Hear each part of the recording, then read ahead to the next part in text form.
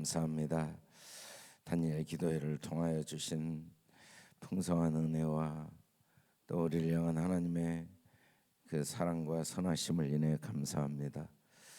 우리를 때마다 도우시고 또 때마다 우리를 낮추시고 또 때마다 우리를 높이시고 또 우리를 통하여 하나님의 뜻을 이루어 주시고 하나님의 영광을 나타내시는 신실하신 아버지 하나님께 감사를 드립니다. 성령 하나님께서 오늘도 주신 귀한 간증과 말씀들이 우리의 마음 깊이 간직되어지고 나를 향한 하나님의 말씀으로 깨달아 들려지고 주님의 음성을 깊이 마음에 새기는 귀한 시간 되게 축복하여 주시기를 간절히 기도하고 원합니다. 감사하며 예수님 이름으로 기도드립니다. 아멘. 하나님의 장자에 난 말씀만 대하면 나는 말씀 읽을 때가 아멘 아멘. 우리 하나님 말씀 고린도 후서 12장 9절 말씀을 우리 5번 크게 같이 한번 읽어보겠습니다. 시작. 나에게 이르시기를 내 은혜가 내게 족하도다. 이는 내 능력이 약한 데서 온전하여짐이라 하신지라. 그러므로 도리어 크게 기뻐함으로 나의 여러 약한 것들에 대하여 자랑하리니 이는 그리스도의 능력이 내게 머물게 하려 함이라. 나에게 이르기를 내 은혜가 내게 족하도다. 이는 내 능력이 약한 데서 온전하여짐이라 하신지라. 그러므로 도리어 크게 기뻐함으로 나의 여러 약한 것들에 대하여 자랑하리니 이는 그리스도의 능력이 내게 머물게 하려 함이라. 나에게 이르시기를 내 은혜가 내게 족하도다. 이는 내 능력이 약한 데서 온전하여짐이라 하신지라. 그러므로 도리어 크게 기뻐함으로 나의 여러 약한 것들에 대하여 자랑하리니 이는 그리스도의 능력이 내게 머물게 하려 함이라. 나에게 이르시기를 내 은혜가 내게 족하도다. 이는 내 능력이 약한 데서 온전하여짐이라 하신지라.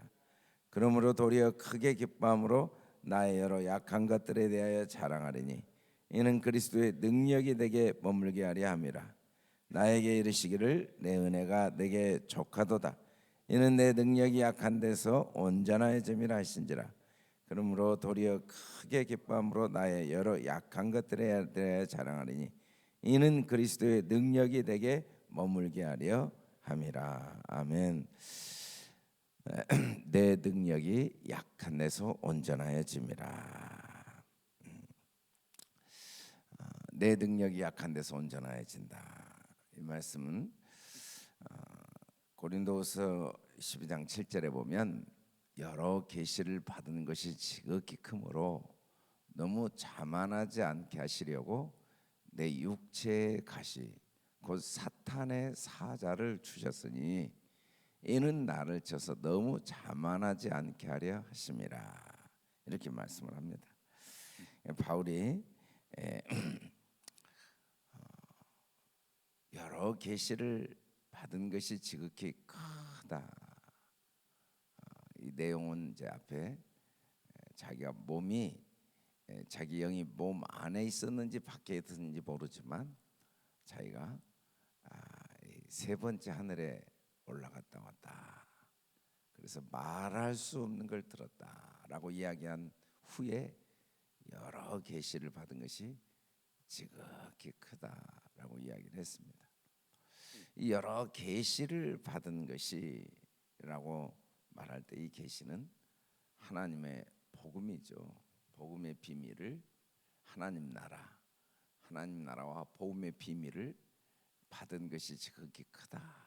하나님 나라의 비밀을 알게 된 게 지극히 큰데 너무 자만하지 않게 하시려고 내 육체의 가시 곧 사탄의 사자를 주셨다. 육체의 가시 구체적으로 사탄의 사자를 주셨다. 이는 나를 쳐서 너무 자만하지 않게 하려 하심이라. 이렇게 이야기를 했는데 바울이 이 문제를 놓고 이것이 내게서 떠나가게 하기 위하여 내가 3번 주께 간구했다라고 이야기합니다. 이것이 이 3번이란 말은 숫자를 의미하는 게 아니고 자기가 할 수 있는 모든 힘을 다해서 하나님께 간구한 모습을 3번이라고 표현하고 있습니다.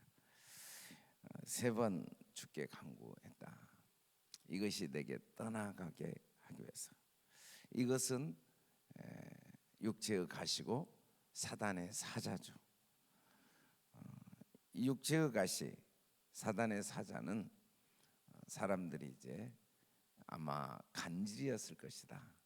갑자기 간질병이 일어나서, 또는 아니면 안질이었을 것이다. 그렇게 이야기를 합니다. 그러나 사도 바울은 분명히 사탄의 사자다라고 이야기를 했죠. 이 말씀 이전에 11장에 보면 바울이 자랑거리가 있는데, 특별히 자기가 자랑하고 싶은 건 많은 고난에 대한 자랑을 합니다. 엄청나게 많은 고난을 당했는데 감옥에도 갇히고 헐벗고 굶주리고 40의 감한 매를 5번이나 맞고 태장을 3번이나 맞고 강도의 위험, 칼의 위험, 바다의 위험, 뭐 이런 건 그래도 괜찮은데 그 교회를 개척한 다음에 많은 교회마다 바울을 비난하고 배척하는 사람들이 많이 남았죠. 사실 바울이 마지막 디모데후서에 보면 같이 생명이 결탁돼 전도했던 데마나 이런 사람들이 다 떠나고 누가만 남습니다. 사람들도 다 떠나죠. 이제 그런 어려움들을 참 많이 겪었는데 바울은 이제 그 어려움을 자랑하면서 어떻게 그렇게 됐는가를 설명하고 있습니다. 어려움이 왜 자랑거리가 됐는가? 사실은 자기도 이런 어려움을 떠나도록 기도를 했다라고 했습니다. 어려움을 떠나도록. 근데 하나님이 뭐라고 하셨는가? 나에게 이시기를 내 은혜가 내게 족하다. 하나님이 바울에게 베풀어 주신 은혜가 충분하다. 아니, 하나님, 저는 하나님의 은혜를 받지 못했는데요. 내가 처한 상황이 감옥에 갇히고 또 몸이 수없이 많은 고난으로 인해 맞고 병들고 죽음의 위기를 수없이 넘겨야 됐고, 사람들에게 또 오해받고 배반당하고 수없이 많은 수고가 헛되게 되는 일들을 많이 지금 보고 있는데요. 하나님, 제게 은혜를 좀 베풀어 주세요. 이런 문제를 좀 해결해 주세요. 그렇게 기도를 했는데 하나님이 뭐라고 이야기하냐면 내가 너한테 은혜를 베푼 게 충분하다. 그렇게 이야기를 하신 겁니다. 그렇게 이야기를 하셨다는 겁니다. 그러면서 이는 내 능력이, 하나님의 능력이 약한 데서 온전하여짐이라라고 합니다. 하나님의 능력이 바울에게 온전해지는 과정을 설명하고 있죠. 퍼펙트. 누구나 하나님은 우리에게 하나님의 능력을 온전히 소유하도록 키워 가시기를 원하십니다.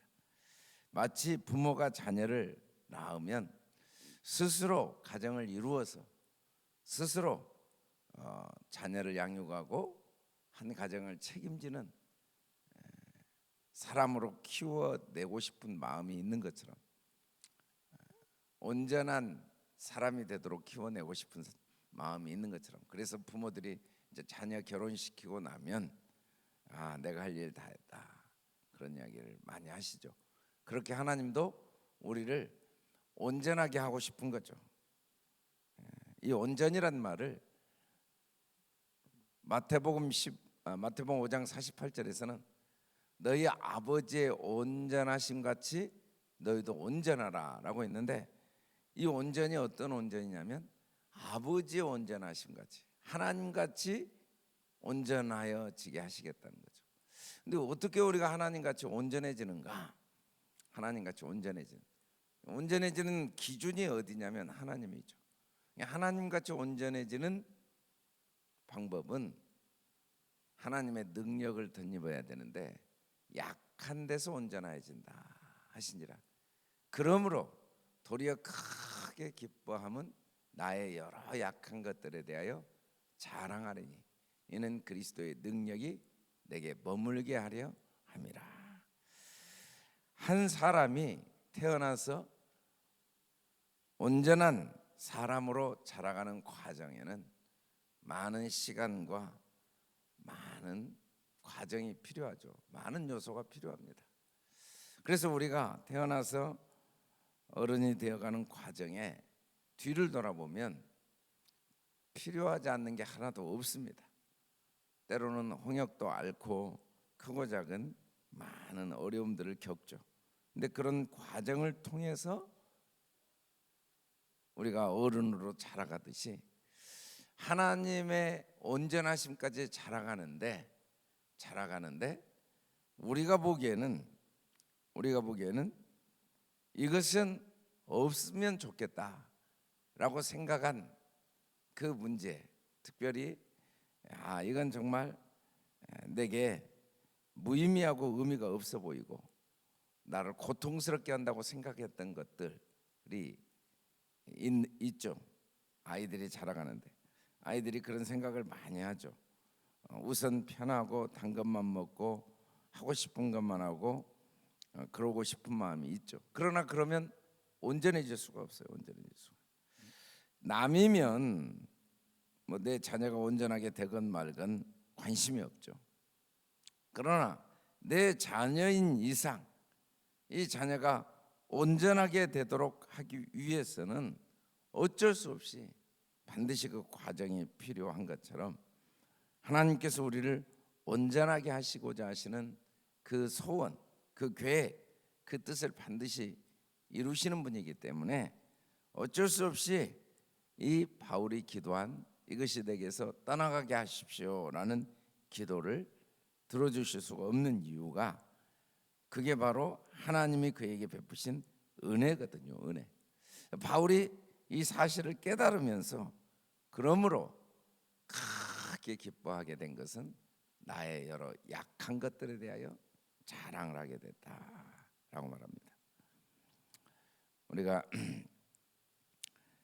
다니엘 기도회를 통해 간증을 들어보면 공통점이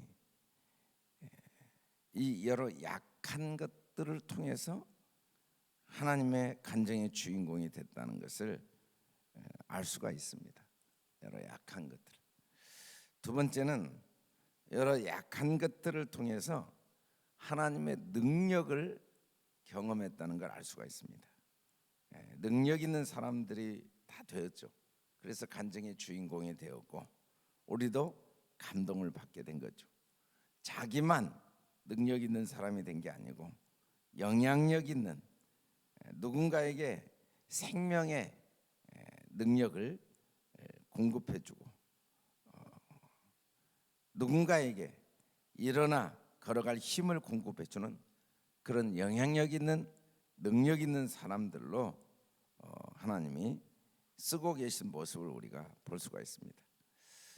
그 능력들이 다 어디서 나왔냐면 자기 자랑거리가 아니라 자기 약함 때문에 그 능력, 하나님의 능력이 나왔다고 다 간증을 하고 있습니다. 뒤돌아보면 하나님이 하나님의 능력이 머물게 하기 위해서 베풀어 주신 은혜였다는 걸 다 간증하고 있죠. 세 번째는 그렇게 약한 가운데 하나님의 능력을 덧입게 된 과정은 자기가 미리 계획을 세우고 나는 약해져야겠다. 그래가지고 이걸 통해 하나님의 능력을 덧입어야겠다. 그런 계획을 세운 사람은 한 명도 없었습니다. 나는 어떻게든지 강해야겠다. 나는 강함을 통해서 하나님의 능력을 덧입고 또 능력 있는 사람이 되고 온전해져야겠다. 다 그렇게 생각을 하고 바울처럼 3번 기도를 했습니다. 그런데 하나님은 한 사람도 예외 없이 내 은혜가 족하도다. 내가 베풀어 준 이것이 내 은혜다 라고 말씀하시고, 그걸 깨닫는 순간 다 능력 있는 사람들로 쓰임받게 된 모습을 우리가 볼 수가 있습니다. 결국은 이 사단의 가시, 육체의 가시, 이 사단의 사자를 하나님이 떠나보내시지 않으셨다라는 말은 하나님께서 우리 자신을 바꾸시거나 환경을 바꾸시지 않으셨다는 거죠. 문제를 해결하시지 않으시고 그 문제에 대한 올바른 해석, 복음의 능력, 올바른 생각을 하도록 도우시는 것을 하나님의 능력이라고 말씀하고 있습니다. 이게 진짜 능력이죠. 우리는 환경이 바뀌기를 원합니다. 내 자신이 바뀌기를 원해요. 나라는 사람의 성품이 바뀌고 인격이 바뀌고 상황이 바뀌고 사람들에 대한 평가가 바뀌고 사람들의 시선이 바뀌기를 원합니다. 그리고 사람들이 나에게 하는 말이 바뀌기를 원하죠. 근데 주님은 그런 가시를 뽑아내지 않아요. 때로는 나를 정죄하고 판단하고 또 내 계획과 내 뜻을 대적하고 거슬리고, 그리고 상황과 환경이 나를 고통스럽게 하는 가시들, 어둠의 요소들, 연약한 모습들, 변화되지 않는 내 모습, 이기적이고 두려워하고 또 염려하고 불신하는 내 모습, 이런 모습들이 변화되기를 원하는데 하나님은 이런 모습들을 변화시켜 주시지 않고, 이런 모습들은 다 가시입니다. 가시, 내 육체의 가시. 이게 사실은 나를 괴롭히고 있거든요. 이게 사단의 사자죠. 마귀의 일들입니다. 우리가 보기에는 하나님이 그 마귀의 일들을 빨리 싹 없애시는 게 하나님의 사랑 같은데, 교회도 가시들이 많습니다. 사단, 하나님 왜 교회에 이런 일이 일어나야 됩니까? 싹 가시를 뽑아버리시죠. 싹 없애버리면 좋겠는데, 우리 가정에도 가시들이 많이 있고 사단의 일들이 많이 있을 수 있죠. 우리가 생각할 때는 하나님 제게 좀 은혜 좀 주세요. 이걸 다 없애주세요. 다 뽑아주세요. 다 해결해 주세요 라고 기도하는데, 하나님이 보시기에 우리가 완전해지기 위해서는 그 과정도 필요한 것이기에 주신 은혜라는 거죠. 은혜.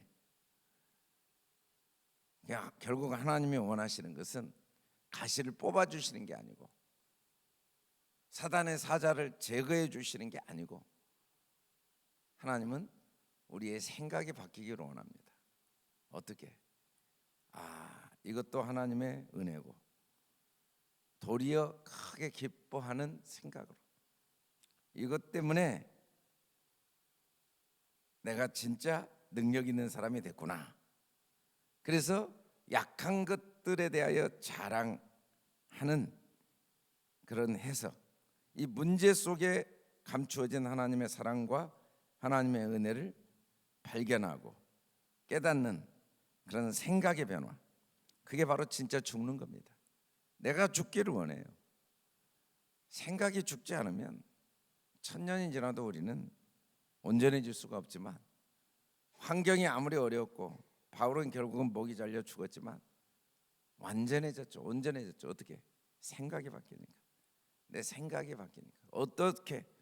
이것마저도 하나님의 은혜로 보여지는 것, 은혜 아닌 게 없는 것으로 보여지는 게 진짜 은혜죠. 그게 완전한 겁니다. 그게 온전한 겁니다.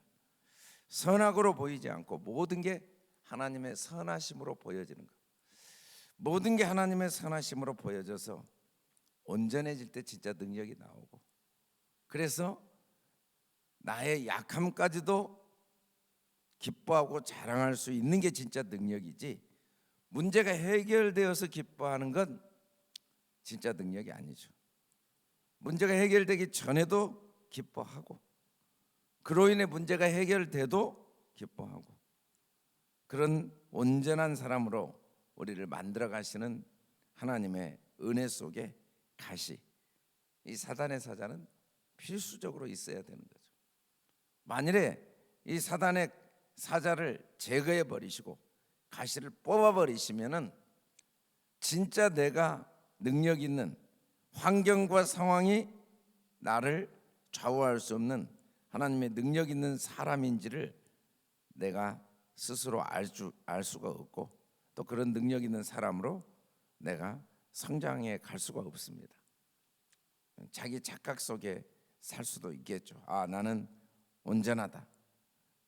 그러나 문제가 생기니까 마치 씨가, 말씀의 씨가 땅에 심겨졌지만 그게 돌밭에 딱 걸려가지고 햇빛이 비치니까 말라 죽어버린 것처럼 뿌리가 아직 내리지 못한, 온전하지 못한, 나무가 열매를 맺으려면 뿌리가 깊이 내려야 되는데 아직 온전하지 못한 내 모습인지를 깨달을 수가 없는 거죠.